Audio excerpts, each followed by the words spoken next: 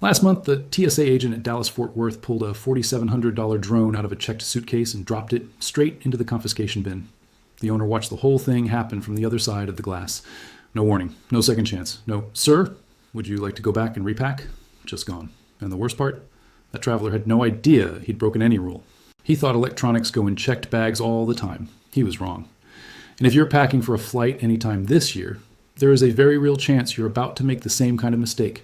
Not because you're careless, but because the rules around electronics have gotten sharper, the scanners have gotten smarter, and the consequences have gotten a whole lot more expensive. Today we're covering the 10 electronics TSA will confiscate in 2026. Some of these will surprise you. A couple of them might actually be sitting in your bag right now. So before you fly anywhere this year, watch this all the way through. It could save you hundreds, maybe thousands of dollars. Before we get into the list, you need to understand why 2026 is not the same as even 2 years ago. If you flew in 2023 or 2024, the screening technology you walked through is basically extinct now. Airports across the country have completed the rollout of advanced three-dimensional CT scanners powered by artificial intelligence.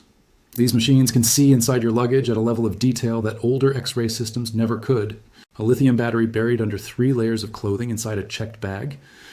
The scanner picks it up instantly. A power bank hidden in a shoe, flagged in seconds. And it's not just the detection that changed. The penalties got steeper too. According to TSA enforcement guidelines updated for 2026, civil penalties for prohibited items can reach up to $17,062 per violation.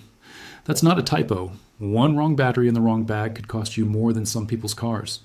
On top of that, serious violations can get your TSA pre-check or global entry status permanently revoked. So the margin for error has basically disappeared.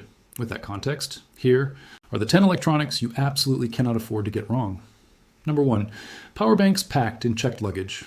This is the single most confiscated electronic item in American airports, and it happens thousands of times every single week. The rule is clear, and it has been for years, but travelers still get it wrong constantly. Portable chargers and power banks that contain lithium-ion batteries are prohibited in checked baggage. Period. They must go in your carry-on or your personal item. The reason comes down to fire safety.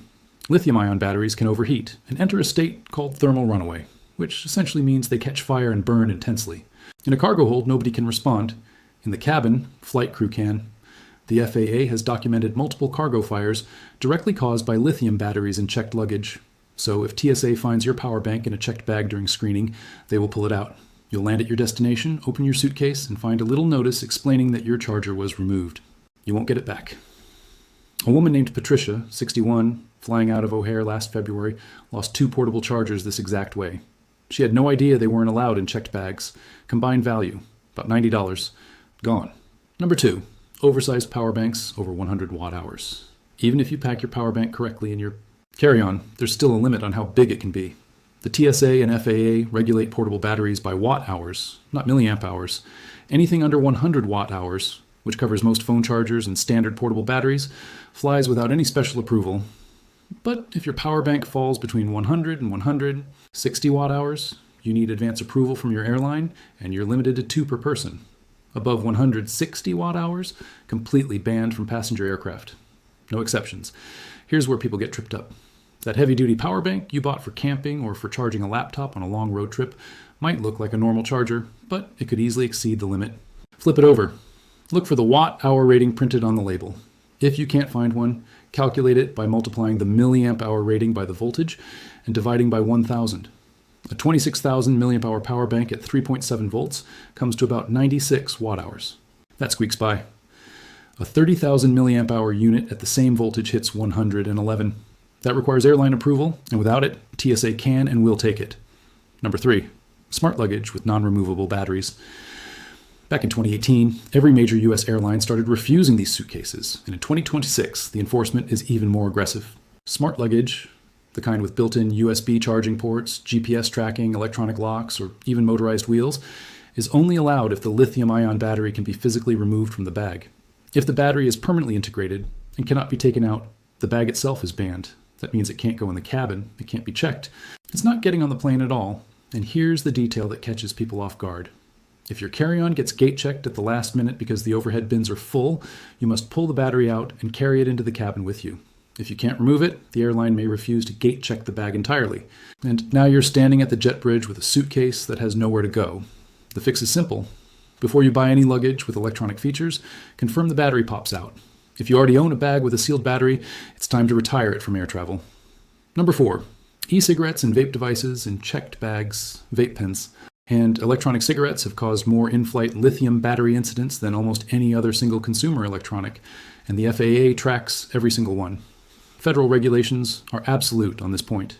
E-cigarettes, vape pens, and all electronic smoking devices must travel in your carry-on. They cannot be packed in checked luggage under any circumstance. They also cannot be used or charged during the flight. Every major airline enforces this rule independently on top of the federal requirement. If TSA discovers a vape device in your checked bag during screening, it gets confiscated. But the risk goes beyond just losing the device. A vape pen that short circuits inside an unpressurized cargo hold could ignite a fire that nobody detects until it's too late. Reports from UL Standards and Engagement found that lithium battery thermal runaway incidents on aircraft increased 28% over a 5-year period ending in 2023, with the vast majority happening near passenger seats, meaning cabin fires from devices people brought on board. Imagine that same failure happening in a cargo hold with zero supervision. That is exactly why this rule exists and why enforcement is non-negotiable. Number 5. Hoverboards and electric rideable luggage. There is a reason you have never seen someone glide off a hoverboard at baggage claim. Virtually every airline in the country refuses them outright. American Airlines, United, Delta, Southwest, JetBlue, the list goes on. Hoverboards contain large lithium-ion battery packs that typically cannot be easily removed, and they've had a well-documented history of catching fire. The same principle now extends to electric rideable luggage, those motorized suitcases you might have seen in viral videos, where people sit on their bag and scoot through the terminal. While they look fun, most of these devices use non-removable lithium batteries, which means they fail the same safety test as smart luggage. Some airlines will allow rideable luggage if the battery is removable and under the watt-hour limit, but many have issued blanket bans. If you're planning to travel with one, contact your airline directly before you show up at the airport. Otherwise, you might be surrendering an expensive piece of gear at the ticket counter. Number 6. Any electronic device that will not power on. This one blindsides travelers more than almost anything else on this list. TSA officers have the authority to ask you to power up any electronic device at the security checkpoint, including your phone, laptop, tablet, or camera. If the device cannot turn on, it will not be permitted past the checkpoint. The reasoning is straightforward. A device that doesn't power on could potentially be a shell concealing something dangerous. TSA needs to verify that your electronics are what you say they are. This rule has been in place for years, but it matters more now because of how many devices people carry. Think about it. You might pack an old tablet for your kids to use on the flight. You toss it in your bag the night before without charging it. By the time you get to the airport, it's completely dead. If a TSA officer asks you to power it on and you can't, that device could be pulled from your bag. The solution? Charge everything the night before your flight. Every single device. If you're bringing something you haven't used in a while, plug it in and make sure it actually boots up. 30 seconds of preparation can save you from a very frustrating conversation at the checkpoint. Number 7. Damaged, swollen, or recalled batteries, including the Samsung Galaxy Note 7. If your phone case feels slightly puffy or your laptop battery has started to bulge even a little bit, TSA will not let you negotiate. Damaged and swollen lithium batteries are explicitly banned from both carry-on and checked baggage. A swollen battery is a battery on the verge of failure, and bringing it onto an aircraft is considered a serious safety hazard. And then there's the Galaxy Note 7. You might think this is ancient history. Samsung recalled the phone back in 2016 after multiple units caught fire. But here's what a lot of people don't realize. The FAA ban on the Galaxy Note 7 is still active. It has never been lifted. If you somehow still have one, or you picked one up as a collector's item, do not bring it to an airport. It is banned from all flights. Carry-on, checked, doesn't matter. TSA agents are trained to identify it. Beyond the Note 7, any device showing visible signs of battery damage, cracking, bulging, leaking, unusual heat, will be flagged and removed. Before you fly, take 30 seconds to inspect every device and spare battery you're bringing. If anything looks or feels off, leave it at home. Number 8. Unmarked or label-free power banks. You grabbed a $10 charger from an airport kiosk overseas, and there is no watt-hour rating printed anywhere on it. No brand name, no safety certification. Congratulations, that's a confiscation waiting to happen. TSA agents can inspect any power bank at the checkpoint. If they can't determine the watt-hour capacity, because the label is missing, scratched off, or was never there to begin with, they have the discretion to confiscate it on the spot. They're not going to take your word for it. A quality power bank will carry certification marks like UL, CE, or FCC. It will have the capacity clearly printed in both milliamp hours and watt hours. If your charger has none of that, especially if it's a no-name brand from a random online marketplace, it becomes a red flag during screening. The AI-powered CT scanners rolling through airports in 2026 are flagging irregularities faster than ever. An unlabeled battery with no visible specs looks suspicious on a scanner, and that means secondary screening at minimum, confiscation at worst. Buy reputable brands. Keep original packaging if you can. And always verify the watt-hour rating is legible before you travel. Number 9. Spare lithium batteries with exposed terminals.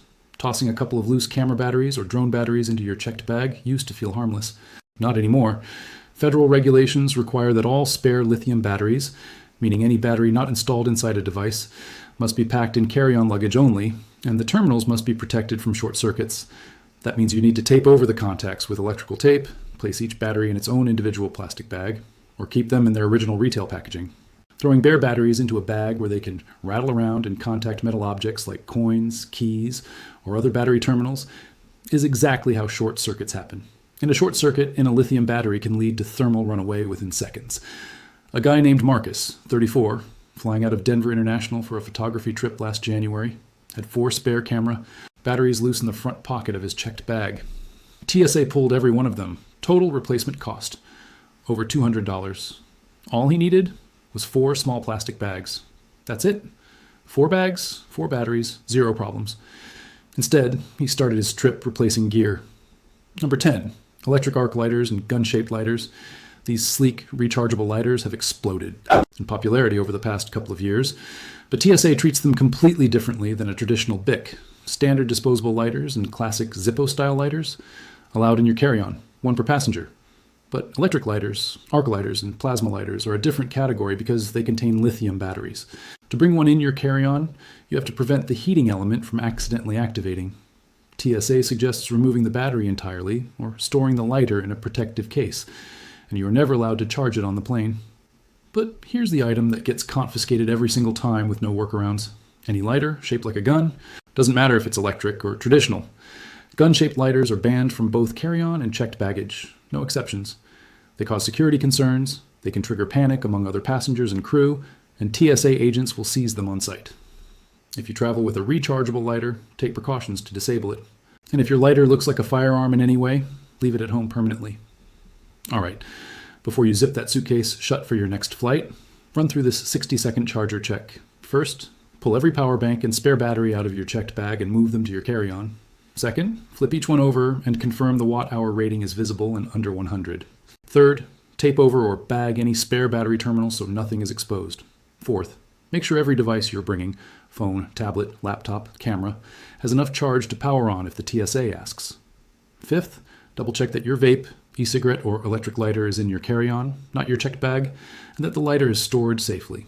Sixth, inspect every battery for swelling, cracking, or damage. If anything looks off, it stays behind. That takes less than a minute. And it's the difference between walking through security smoothly and standing there watching something expensive disappear into a confiscation bin. Here is what all 10 of these confiscation triggers have in common. Every single one is avoidable. None of them require special equipment or insider connections. They just require awareness, knowing where the rules have shifted, understanding what the scanners are actually looking for, and spending 60 seconds checking your bag before you leave the house. The technology at airport checkpoints is only going to get more precise from here. The fines are only going to climb. And TSA agents have zero flexibility on federal battery regulations, no matter how politely you ask. You now know more about electronic screening than 90% of the people standing in that security line. Use it. If this video just saved you from losing a charger, a drone, or a $400 vape setup, do me a favor, subscribe. And turn on notifications so you catch the next update before your next trip. Rules change fast, and I cover every one of them here. Travel smart. I'll see you in the next one.